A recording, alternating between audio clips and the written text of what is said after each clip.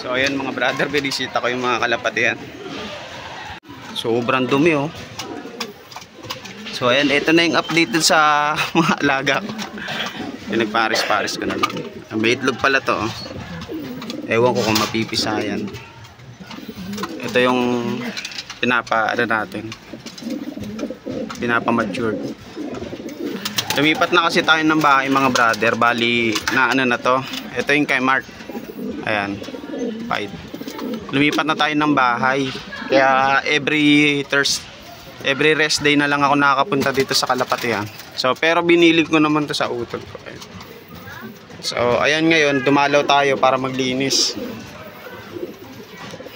Medyo mahirap lang para hindi lang tayo mag-quit sa hobby natin. So ayan. So wait lang mga brother, maglilinis lang ako. So maglilinis lang muna ako ng loop mga brother. Napakakalat. So ayan, bali tapos na tayo maglinis mga brother. Update ko lang kayo sa mga alaga ko. So ito yung pied ni Sir John, pinaris ko muna dito sa anak ni Mulong. So sila muna magkapares ngayon. Umitlog to kaya lang hindi nag-success yung itlog nila. Parang nabugok ata. So ayan. Lumipat na kasi ako ng bahay, bali dumadalaw na lang ako dito sa loop natin mga brother.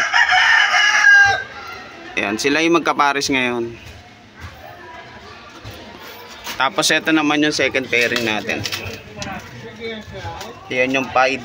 Galing kay Chip, tapos yung black hen naman ni Mark.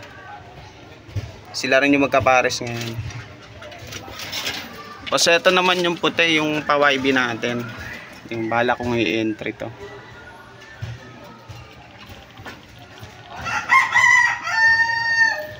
Hindi pa sigurado tayo sa gender nito eh.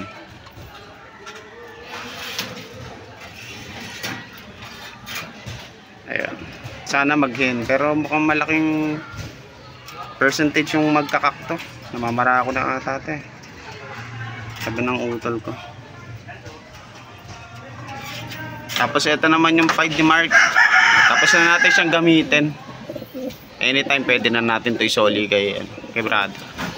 Wala kasi tayong pamarisnahin sa kanya. Bali si Chami hiniram ni brother. Ayan, tapos ito naman yung pang out ko, baka may interesado dyan. 2.5 yan, hen yan. Anak ni Champ, si Oreo.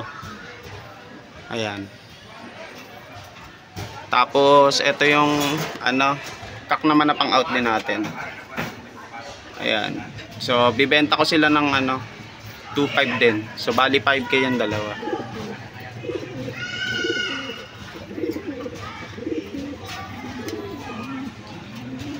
So ayan. Ayan na lang yung laman ng loop natin. Bali si Chami, yung kulay puti natin na hen, hiniram ni Brother Mike. Tapos nasa akin naman yung kak niya na pied. Ito naman. So after nakagamitin, saka na lang natin kunin.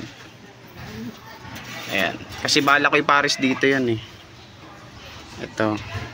Dito ko ipapares yun yung So ayan na lang yung laman ng loop natin mga brother.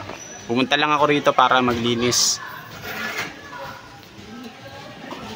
So ayun, maraming salamat sa mga patuloy pa rin na sumusuporta sa channel kahit medyo nagiging busy na tayo sa trabaho.